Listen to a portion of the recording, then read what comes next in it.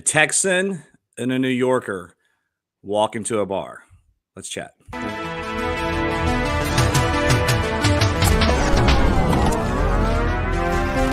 Everybody come on, let's get down.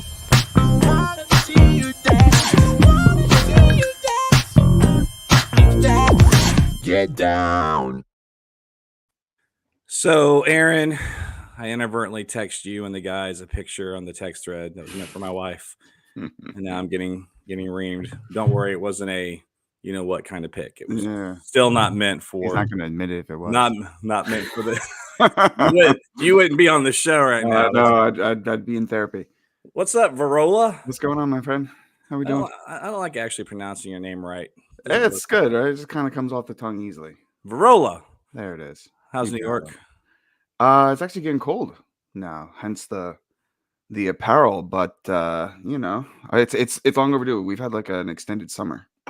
Dude, you look tan, and I think I'm too fleshed out with the lights here. My multi-million-dollar I just studio. use a really cheap Amazon ring light.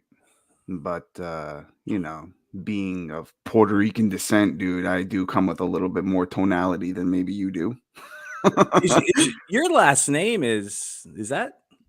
Tell me your only found in Puerto Rico. Yeah. Okay, right on. Yeah, everyone assumes it's Italian, but it's not. There's no one in Italy named Virola. Yeah. It does have an Italian flair for the layman's out there. I mean, that's present company included. Your mother's Puerto Rican as well, or Italian? Yeah, both my parents are Puerto Rican.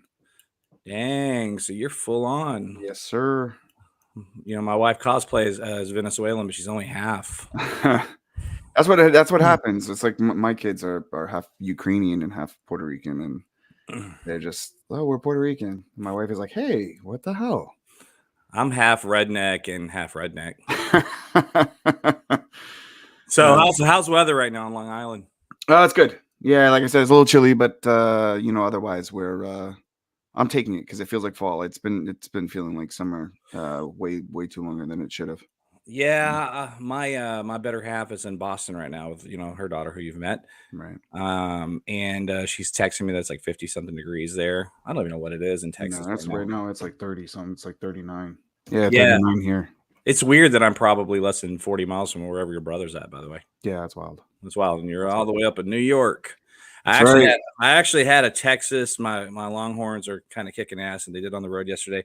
I had my old school Texas Longhorn shirt that Batman is Texas. He's and I spilled coffee all over it. You couldn't see it on the show, but it was uncomfortable. Yeah, I'm sure. So I'm gonna be more careful here. The smell of it just kind of. So I used to have a very, very long beard, and you eat pizza, and sometimes that pizza oil seeps out, and one time it got all up in my beard, and that was an impossible smell to take out. And I had to shave it. Yeah, it's too bad New York pizza's overrated. Says nobody. I don't know. It's funny, man. Like I've been in New York many times. I've been there with you 2 or 3 times. It's my favorite city. Maybe I'm just not. I've talked about this before. Maybe I'm just not a pizza guy. It's not that I don't like. I don't. Just getting used to eating shit pizza. What's funny, and I've said this, is that I love all those ingredients, but I feel like we can always do something a little better with them than pizza. I don't know. But I'm jonesing for New York. When Jen's daughter, she's in school in Boston, as I mentioned, and it's great, and I'm happy for her, and she loves it. It's a lovely town. I love Boston. But for self-serving reasons, I was really hoping that she was going to go. No, because I can say it's only a 3.5 hour train ride. But come on, we know the logistics of that shit. You come to Texas, and sometimes you're 45 minutes from me. We can't connect. It's just life. Yeah. But and she's probably the only kid out of the 5 her and I have collectively that will be on the East Coast. I don't know. My youngest may surprise me, but I have a feeling we're gonna have a lot of kids at Texas and Austin. Yeah. I hear there's some like really good like financial aid and all of those things that make it appealing to stay close. Well, it's a great school. There's some family lineage with Texas. I would love for them to be in Austin personally, but we'll see. What about your? How are your kids now? My kids are young, man. We're not even there yet. They're 8, and my son's about to be 5 on. Okay, that's right. He's 5. Okay, well, Harper's 10. Yeah, dude. So I can't, man. Time is moving too fast for me. My oldest biological will be 13 next Friday. That's November 1st. Not ready for any of that. Oh, Scorpio. There you go. That's right. Day after Halloween. Mm. Dude, it's been a while. Yeah. I haven't really been recording, and having your own podcast, it's hard. The lovely people that were doing this with me, like a lot of podcasters, get too busy in life, and here I am. I don't know, man. I want to keep this thing going because I have yourself included, obviously. We've got some really great guests, and we've had great conversations. It's hard to maintain this and to get an audience, a real audience. Although I am very grateful for the now what we had. We hit a milestone the other day. Had like 1,000 downloads on iTunes, which was cool. That's awesome. That's yeah. great. Apple sent a little email to me on that, so I was very honored for that. Yeah, man, that is cool. Good and I don't guess that includes Spotify and obviously. Nah, they're all aggregated differently, but yeah. So that was cool. So who knows? That's huge. Maybe I still think you and I should be doing some kind of Texas New York. I know. But it's the same thing, life is life. And you do a show a month, I do a show a month, and then we do one together a month, and then we have a guest person do. We'll get Zacchaeus on. Let's see how well this episode does. Well, I've got some upcoming episodes. There's a couple of celebrities that have given me verbals on this. I just haven't gotten around to booking them because the last thing I want to do is cancel on some of these people. But I've got a couple of cool guests that I've gotten verbals from, and I don't want to jinx it and say who they are. But my great friends Bob Suska and Freak Bass, we're going to be doing a show soon on the Van Halen book, Alex Van Halen. Cool. A book called Brothers. In fact, I need to pick that up and read it. That's not in your wheelhouse, right? Nah, I'm not into the classic rock stuff. Hip hop. Yeah, I mean a little bit of that, but not really like recent stuff. I'm more of a house junkie. Yeah, no, I mean, dude, I love it all. I mean, I love hip hop. I love blues. I mean, it's we could do a whole podcast just on music, and I try to educate. Like, I got a lot of rock and rollers, and I said, man, you really need to look at the history of rock and roll. You need to look at the history of Led Zeppelin, where it all came from. It all came from poor, segregated Black artists that were having to do blues in the shadows because they weren't allowed to, eat around white people. Right. And it's not how you play the blues, it's why. And as a result of the Robert Johnsons of the world, that's what launched a million different types of guitar-driven rock and roll. It all goes back to that. And then from that's where everything comes from, in my view, in terms of at least modern music, hip-hop included. And we got to give a lot of props to Rick Rubin, who brought, no doubt, who brought rap hip-hop to mainstream so artists could have a living doing it. Yeah. And then also did the greatest crossover of all time with Run DMC and Aerosmith. That wasn't planned, by the way. Yeah. This little chat. I heard about that. Yeah. Yeah. Oh yeah. You're a little too young, but they did. No, dude, you're a little too young. I'm not that young. I'm not that young. Yeah. I know all about that, bro. Yeah. That's where it started, dude. Now, unfortunately that did lead to a lot of garbage in the 90s, like the Lip Bizkit bullshit and everything, but that's the 2000s, and Limp Bizkit had their moment. They were like Rage Against the Machine without the rage, I guess. Yeah. Rage Against the Machine, though, that's a whole other. Tom Morello. That era of music is. Oh, Rage is. And quite frankly, what they did with Chris Cornell with Audioslave, too. I mean, Tom Morello is just. Talk about a brilliant mind, too. Yeah. Dude's got a Harvard brain, quite literally, right? Yeah. Is it Harvard? I believe it is. I don't know where. He's a grad at a school of that ilk. I'm pretty sure it's Harvard. Ivy League dude. Correct. Political science, all that stuff. So, cool. Well, here we are. Let's talk a little geek stuff, man.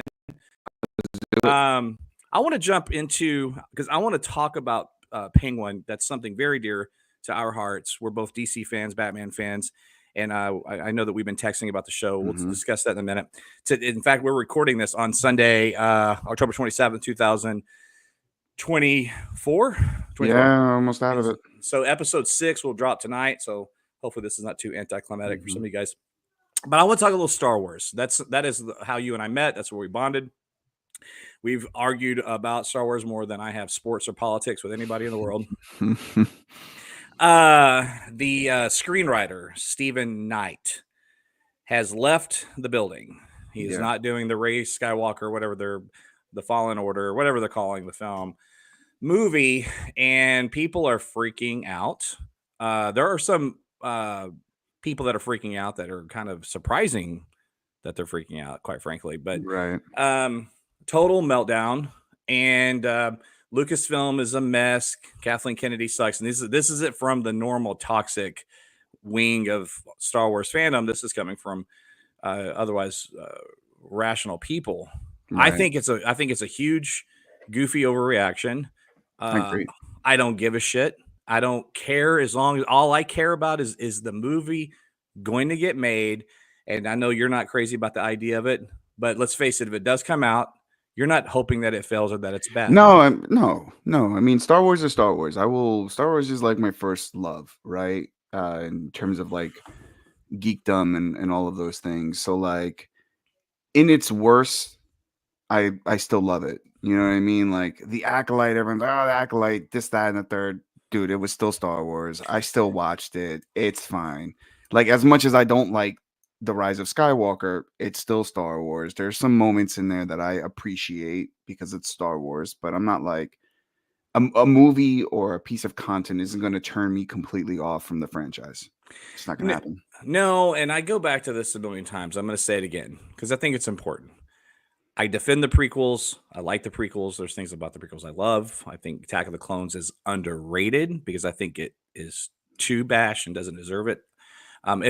Keep in mind, if Attack of the Clones was considered a masterpiece, I'd be like, get out of here with that bullshit. Yeah. But it's not terrible, and I think it's good. But there's revisionist history with the prequels, and the thing that's nauseating to me is this standard that suddenly we have with live action Star Wars. I'm like, have you seen The Phantom Menace? I mean, let's come on, guys. Let's be real. That is the worst Star Wars movie, period. The only reason that I mean, it is. But the only reason that I like it better than Solo, is that it's still the Skywalker saga. And the stuff in there that's good, and there's quite a bit that I do love, right? Yeah. I don't hate the Phantom Menace at all. There's things I like about it a lot, but it is the most flawed live action project, in my opinion, by not even close. Solo to me was just boring and inconsequential.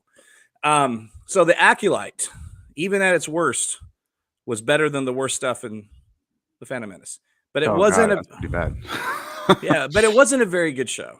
Let's be real. It was. No. I mean, it did some interesting stuff. It's not, like there was a moment where I think it was like the end credits ran, and there was a popular song. It's like a pop song played in the end credits, and that was the moment where I was like, "This is not made for me. This is not." And that's the thing that we have to remember about Star Wars. Right. Is like. What was it? I don't remember what it was. And I don't know if it was like a Taylor Swift song or something. It was like a wild song. I was like, wow, this isn't a Star Wars show. But this isn't, Star Wars is generational, and it has a specific job to do. It has to attract newer audiences. And it's also a hard job to do because it has to sustain and maintain the older generations, which we are a part of. So it's like our reaction to the prequels. Who are you calling older? Dude, I mean, you're definitely older than me.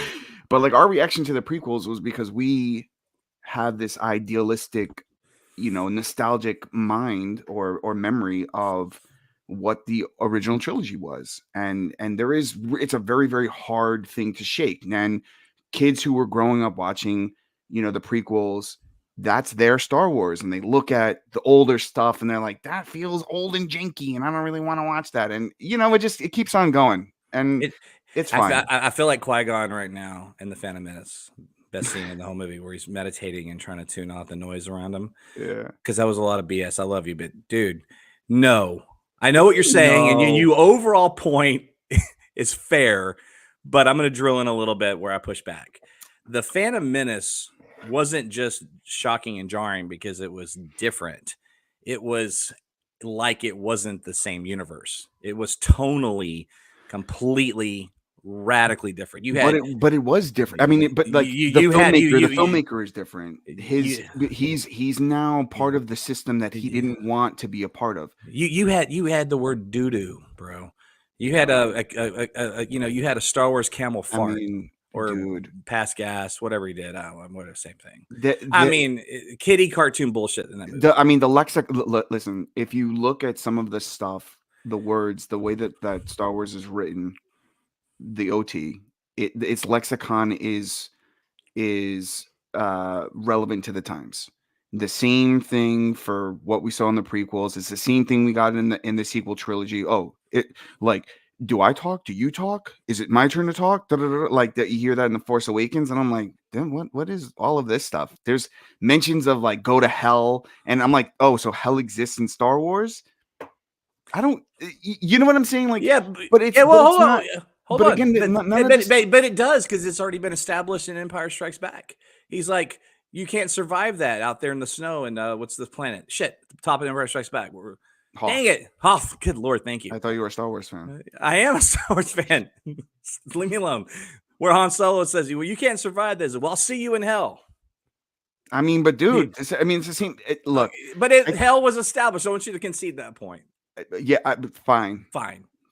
Mama jokes in The Last Jedi. Yeah, okay. So here we go. You like the Attack of the Clones. Why is there a diner, a full-scale diner living in Star Wars? You know, when the Skeleton Crew came out, the trailer, which I'm very excited for that, and everybody saw like a suburb. Yeah, it was very ET-esque to me, and I saw some people melting down about the suburb. I'm like, hold on.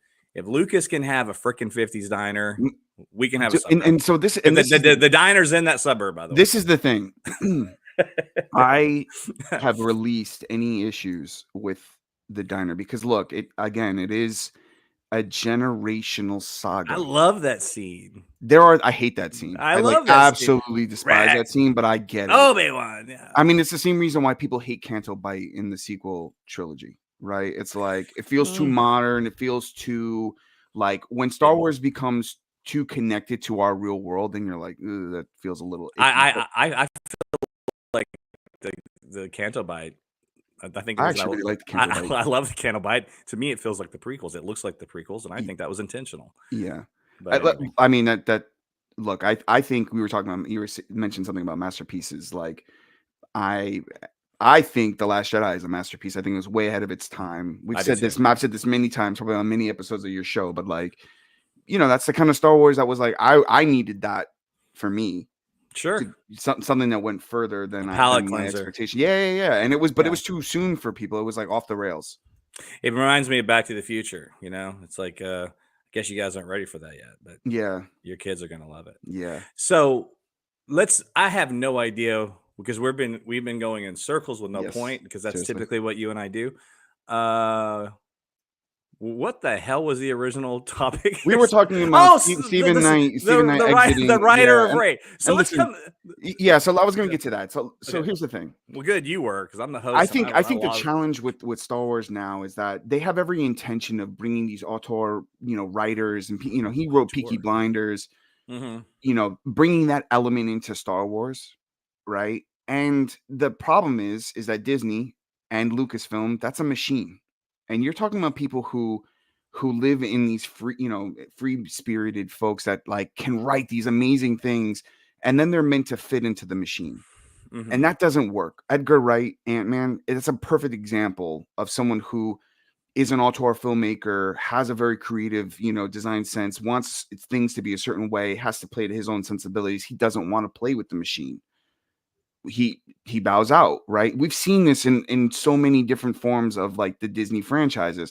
So am I surprised that Steven Knight sorry, that's a different person, Steven Knight exits Star Wars? No. It happens all the time. It does. Here's the problem with Lucasfilm.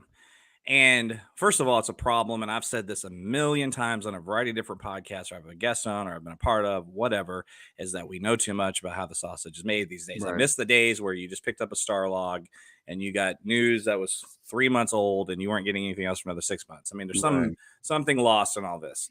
And because also online discourse is also profitable, right? Toxic fandom, the grifters, They can make money now. They do it on Twitter X with Elon's whatever he's doing. Obviously, YouTube. It's never going to go away, and Lucasfilm is a magnet for it. Yeah. So I saw a person whose opinion I respect a lot. I don't want to say his names. I don't want to think I'm being shitty. I'm not at all. In fact, it's a compliment. But somebody whose Star Wars opinion I respect very much. He's very, very rational. I saw him get real pissed off about this and say Kathleen Kennedy's got to go, and I'm like, hold on a minute. What are we doing here, guys? Like, who cares? I don't work for Lucasfilm. Right. All I care about is the final product. And overwhelmingly, it's been great to pretty damn good to okay. Nothing's been terrible. The Acolyte's the worst thing that we've had. And even that was probably, I don't know. It's not terrible. There's 2 or 3 episodes that were damn good, actually. Yeah. But what I will say though is it's because that this is the world we live in. It's not good for PR. There is obviously an issue where they can't keep people on projects. That's a fact. Right. Now, again, does it matter if you like the final product? Whatever, but still there is, something to be said for that. But you mentioned something that's near and dear to my heart, and it's PR, because that's what I do for a living. Okay, go. I think that's the problem. I think that the studios, and DC is infamous for this, at least they were, is like announcing, and so is Marvel, frankly, announcing all of these projects to stay relevant and in conversation, right? Get people excited. And they're just handshake deals, right? It's not like a fully baked thing. Someone's writing or has a concept and they're like, we're going to sign you up. And we're going to make this announcement. It's going to be great. And then they start putting pen to paper and they actually start doing the work. And it's like, this shit isn't working for us. And then you have to suffer the consequence of going back on your word. I mean, we've seen this, with Blade, where they march out Marshall Ali as the new Blade. This is like in 2022 or 23, I forgot what year it was. And we're going to do a Blade movie, blah, blah, blah. And that's had multiple writers, multiple directors. And now apparently it's been shelved entirely. So who knows what's happening with that. Star Wars has gone through its own iterations of, are we getting an Obi-Wan movie? Oh, we're going to do an Obi-Wan Kenobi movie. Oh, we're going to do a Boba Fett movie. James Mangold is going to be a part of this. And all this shit. Josh Trank is going to do a Boba Fett movie, and then they have to reverse all of this stuff. Yeah, but not all that stuff comes officially from Lucasfilm, though. Some of it does. Some of it's kind of the rumor mill. But and that's still fair. Let's hone in on the things that they have announced, because there's plenty, right? Yeah, and that's obviously a PR issue. Like, shut the F up moving forward but play it close to the vest. But let's just talk about Rey Skywalker for a moment. Okay. First of all, I don't see how they don't do this project. This isn't a ambiguous idea with, maybe some names attached to it that have never been part of the Star Wars universe, mind you, and it doesn't see the light of day. This, they paraded her out at Celebration. She's been on interviews. She's still a legacy character. And damn it, despite what even the John Campias of the world say, that video of his made my head spin. John Campia. Dude, his most recent video, you know what he says? What? He says that making the Rey movie is a mistake because the Star Wars fandom is broken, and there is no way that will have them come back together. I'm going, what? Star Wars fandom is broken because of everything you and I have already talked about. It's a grifting, it's deep-seated in politics. It is. That is never going away unless all of a sudden you just go back and have a vast majority white cast and have nothing semi-progressive, whatever. That ship is sailed. So, wrong podcast. I don't get too down that rabbit hole. But Rey, there's no way that they don't make this film. I just don't see it. I can't imagine them not. And by the way, there's nothing been said that they're not going to keep that because it's December 26th, right? Yeah, something like that. I mean, look, that's pretty much a year away. Let's just call a spade a spade.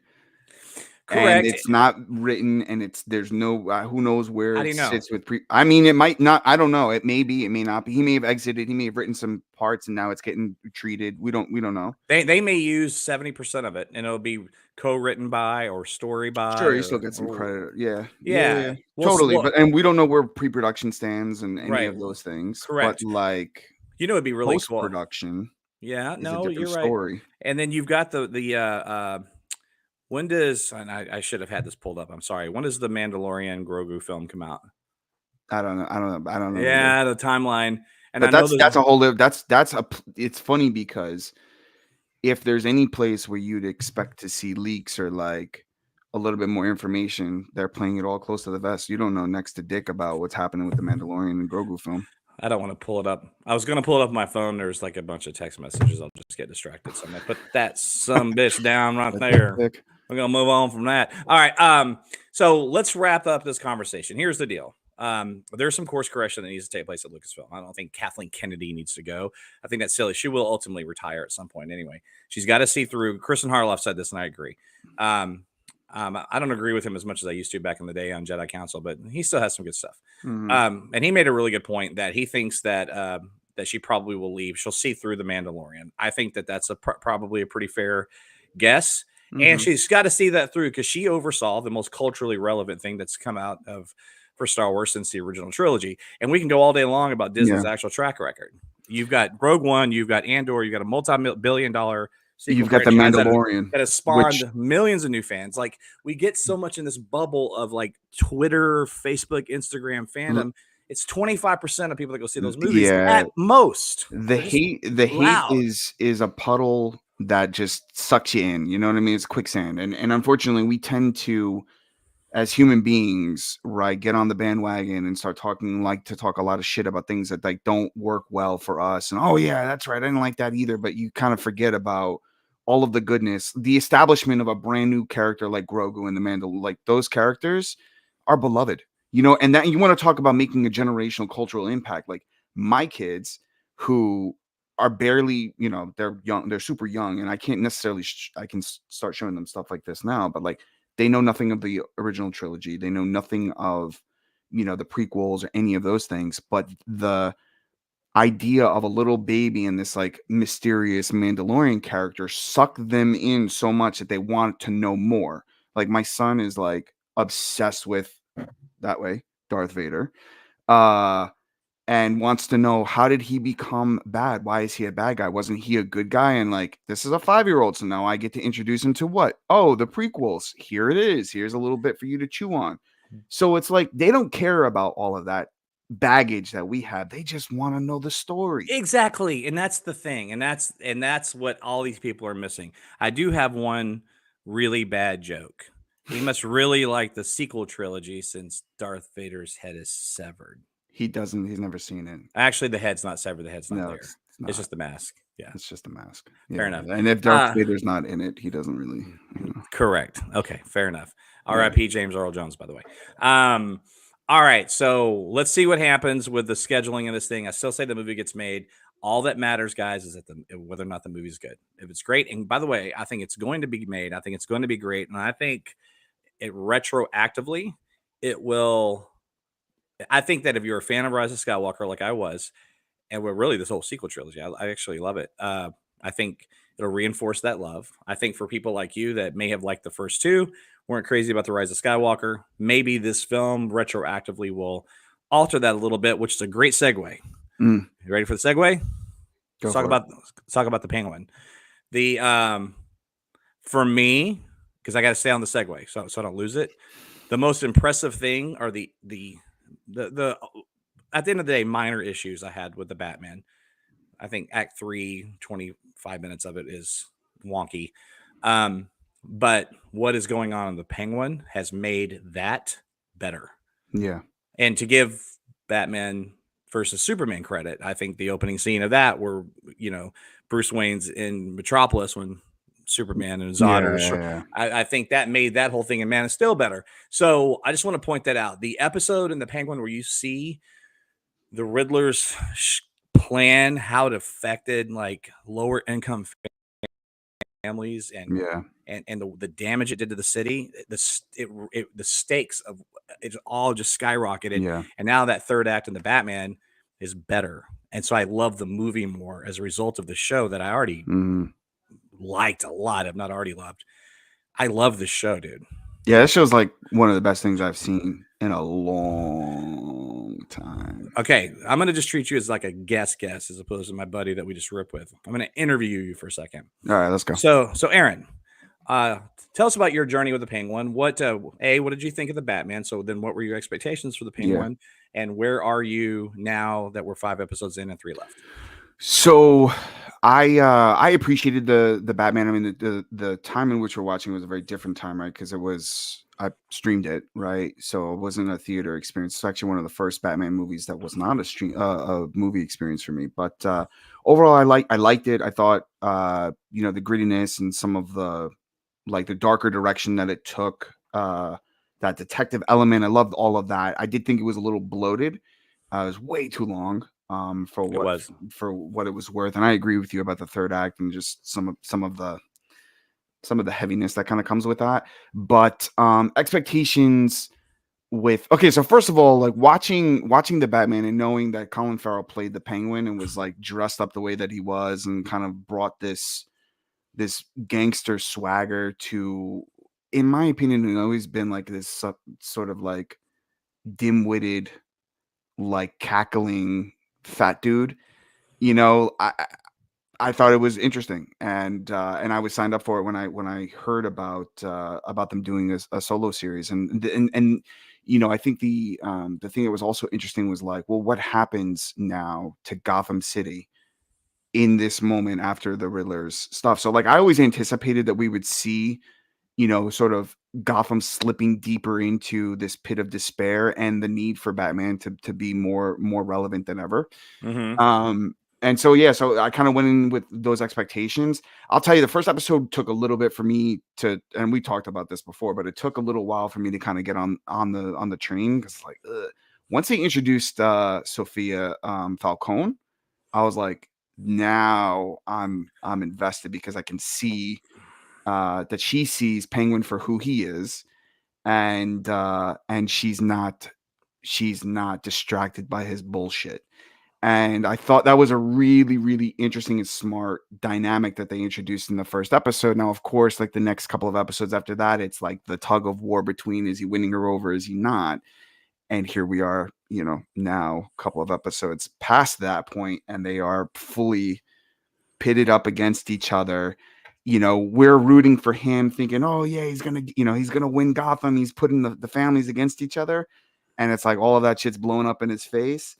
And Sophia Falcone is a force to be reckoned with. I love everything about her. I think she's probably one of my favorite Batman villains to be in live action ever, along with the Penguin. But the Penguin has like this, I think we're all waiting for him, because he seems to have these like genuine, good traits, everything he's showing Victor, all of those things.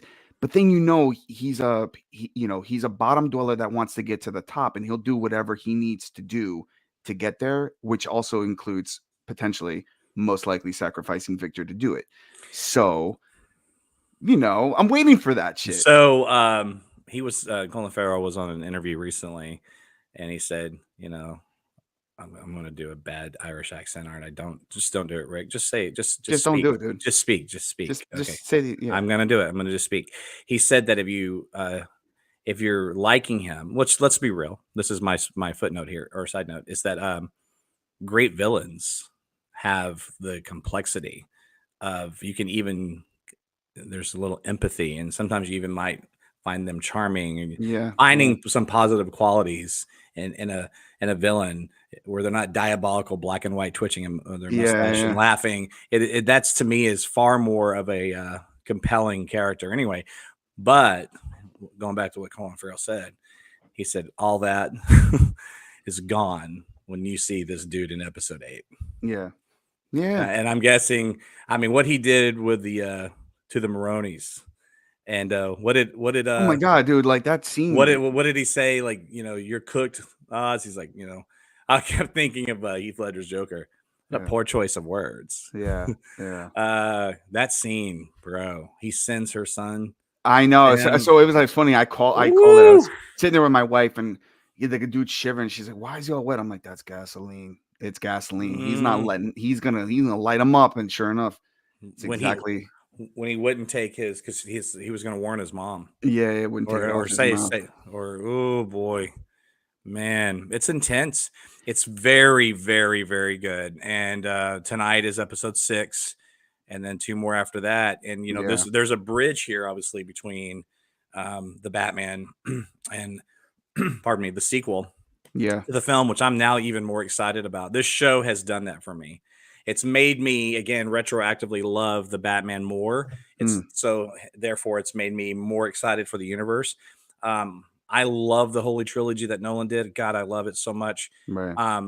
I always wanted to see what he would do with Oswald, but Yeah. but I think I kind of in a way have it with this anyway. But dude, I'm telling you this. When this is all said and done, we may look back at this and say this was the finest hour of live action Batman. Yeah. And this is coming from somebody that still considers Tim Burton's 89 a fucking masterpiece. And it just is. It's a genius freaking movie. I mean, Yeah. for the time it was made, it just is. And then the Nolan stuff was incredible. Yeah, I mean, it's funny because for me, what I find interesting about the Penguin is, look, everyone knows Batman. Batman's iconic. You know his story, even if you don't love Batman. You know his story, Right. right? What you don't know is the story of Gotham. What you don't know is why everything that's happening in the world that he lives in makes him such an important piece of that world, right? And that is the beauty of his villains, his rogues gallery have to be better, if not more scary than he can, because imagine this. And this is the point. And this is the thing that I loved most about the Batman was the first time you see him, the dude that he's helping is petrified. He's like, please don't hurt me. Even though he just saved his ass from getting beat up by a bunch of dudes. And then at the end, he's out in the light and people are reaching for him as the hero. Oh, at the very end. At the very end of the film. Great ending. And that's the thing about this is Gotham has to get so bad that has to be a continued thing, that people are looking to the Batman to save them. And that is his duty, right? That's why he does what he does, because he does not want there to be any more victims like he was. And so you need his villains to be the worst seeded things. They can't, to your point, they can't be the mustache twirling right kind of things. You got to really be scared of these fucking guys, because shit, Batman is no joke either.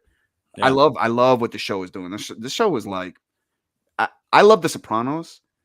This to me is this is The Sopranos of Batman. Yeah, it's very mafioso. And I love it. It's filmed in New York.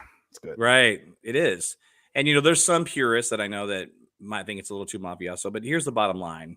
Oswald Cobblepot, and this is Oswald Cobb, whatever. I don't want to get into all that. That's my wife, who's looking at this from 20,000 feet and is a casual fan at best, is like, Cobblepot would not work in a modernistic film like this. It's it's too dated. It's too, no one's got that name, right? And for this universe, and who knows, maybe it is actually still Cobblepot and it's referenced at some point. It's just Cobb is just for short. I mean he came in from Ellis Island, dude, and shortened it from Cobblepot to there you go. Well, you know what I mean? He wasn't even called Oswald until episode 3 or 4. Yeah, his mom. And I go, okay, there you go. So he is Oswald. But anyway, in the comics, I mean, he's a crime boss, whatever. So this is more a modernistic take where he's a mob boss, and so it is mafioso. But he's not a made man, which that's the he's not. Thing. No, he's not. He's not. But what Matt Reeves and his creative team behind it, and forgive me, I don't really know all the players' names of the Penguin, unfortunately. The creative force behind it all. I wish I should, but I just don't. But they're all amazing. I tip my hat to all of them, and it is a tour de force of performances from top to bottom. Victor, that whole thing with that kid could so easily not work. Yeah, that could be bad, actually. Oh that performance is phenomenal. What's that kid's name? I have no idea what that I can't. Is. I have no idea, but he's great, dude. He's great. I mean, he's freaking great. Yeah, and everything about it. I'm super stoked tonight. I love one of the things about Sophia that's so compelling is that we really saw evil both personified but created. Yeah. They created that monster. Yeah. Well, we watched her. That scene where she's in Arkham, that episode, that's a hard watch, man. I like what they did to us because we thought we went on that ride with her. No, the thing is, we thought she was already a psychopath. Hangman.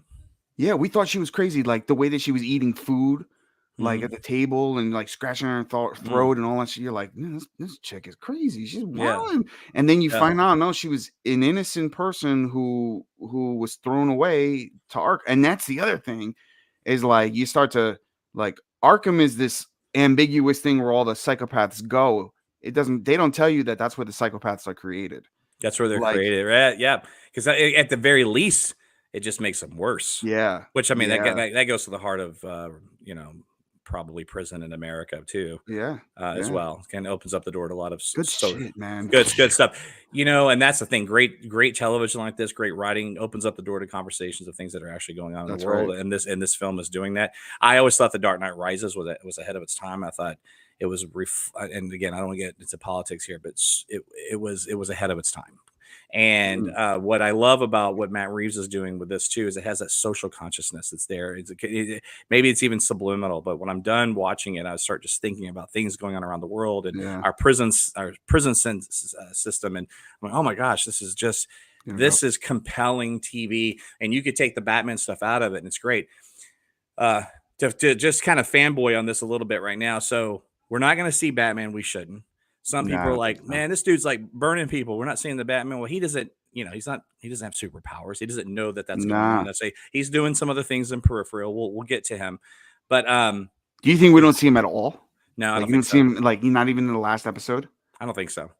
I don't know if I want to. I don't want to either. I think I love the fact that he can't be everywhere. And let's keep that Batman cinematic. Yeah, respectfully. Yeah, I agree. You know what I mean? Let's just a lovely voice. About what? Nothing. Forget it. Obi-Wan? No. Obi-Wan, I still really love that, but it should have been a movie. And by the way, McGregor teased that there might be something else. He's going to do something. We're going to see him again. That, right? I'd rather we're going to see him again. Give Hayden Christensen all the love and give him a Vader show or something. I don't need to see Obi-Wan Kenobi again. Whoa! How do you have a Vader show without Obi-Wan? Okay, no, we're going back. You can actually have a Vader show without Obi-Wan. That's really good. I would love to see. Okay. Going back to Star Wars real quick. I would love to see.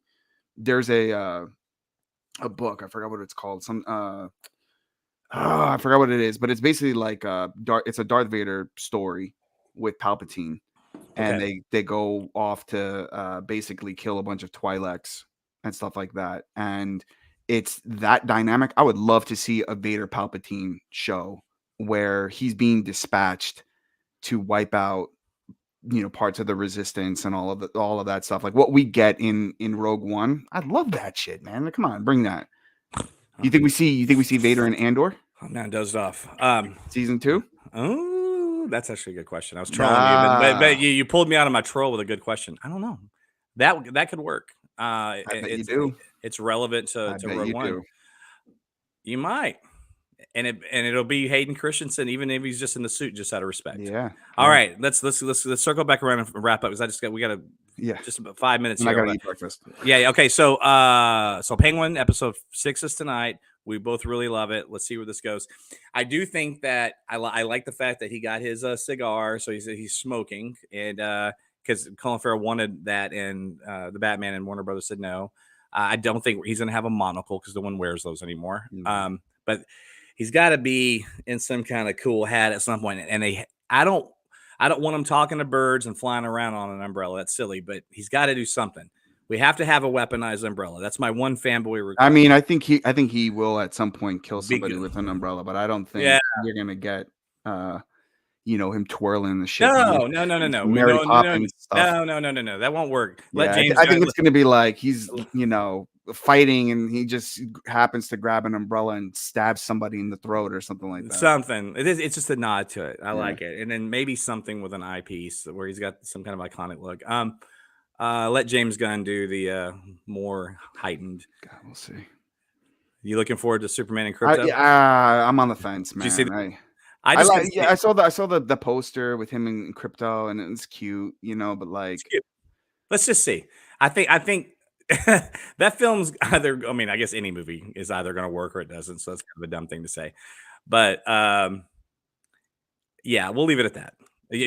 Go watch the Guardians trilogy and then go. You got to feel good about. I love the Guardians trilogy. I think Peacemaker, it's great stuff. Yeah, but like I think the problem, real quick on the Superman thing, they needed more of a palate cleanser. I think they needed to like clear the old DC shit before they started introducing some new stuff. I think they're going to get a little bit of an overlapping and some confusion.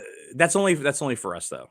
That Superman didn't resonate with enough audiences, and most people have already forgotten about it, and they never remembered it in the first place. Okay, so to wrap this up, Tom Holland mentioned on Jimmy Fallon, I believe, coming back to Spider-Man 4. If that film gets made, my prediction is this: we're going to have at least a semi-grounded. He's in Brooklyn. He's neighborhood Spider-Man. I'm not sure about that because what is it, like resident scooper Daniel RPK apparently mentioned that like all of the in between like Spider-Man is supposed to take place between Avengers Doomsday and Secret Wars, and so that may throw. There'll be elements of it. Fantastical elements. I don't know if you're going to get a grounded story. I think they're going to try to pull in the other Spider-Man again. No, they won't do that again.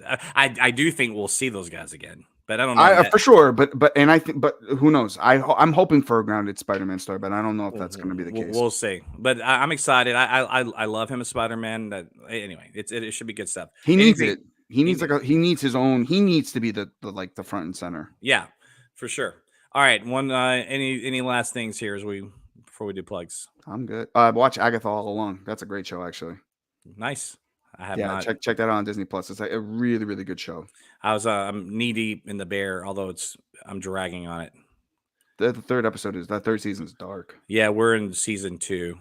Okay. And like with your brother, obviously I lived and still live that life. I had some people from some restaurateurs I know, like, oh, I just kind of thought it was a little bit of bullshit with all the yelling and stuff. Like, well, you've never worked in a kitchen. I was like, clearly you don't know anything about working in culinary. Dude. Well, they had a restaurant for 22 years. You may have even been to it. I can't remember the name. They're in Houston now, but they were they're lovely people. And in Houston, it's called Blue Tuba in the Heights. It's Euro Tex. It's freaking amazing. But anyway, but they had an Italian restaurant in the Upper East Side of Manhattan for years. It's possible you even went there. Who knows? Yeah. But I'm like, they said it's not very real, and they're saying this based on their true experiences. I'm not. Nah. I'm just saying for me, I'm going, shit. I live that. Yeah. I asked my brother. My brother was like, dude, that finale. I think it was the finale in the first season or mid-season with the tickets keep on going. Yep. Yeah, he's like, dude, that too real. Listen, well, first of all, that's an excessive amount of online ordering. That was a little silly, but. A little, it's to capture a moment. Yeah. But listen, and I've got stories where I've had to hold back. I won't even. Did I say his first name? Nah, somebody might listen. Anyway, he was a chef for me, and I had to hold him back. He's a big boy. Played OSU college football, and I had to hold his ass back, and that was not easy to not deck a waiter who screwed up something. That sent an order on a real busy night, just yelling and cursing.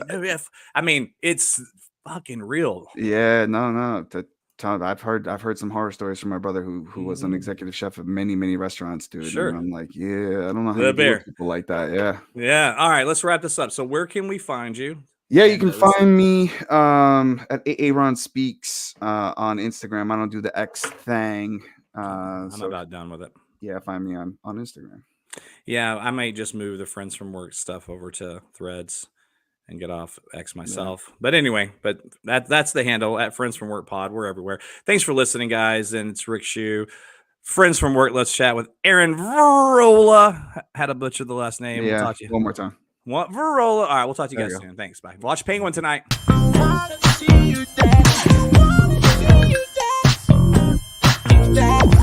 Get down.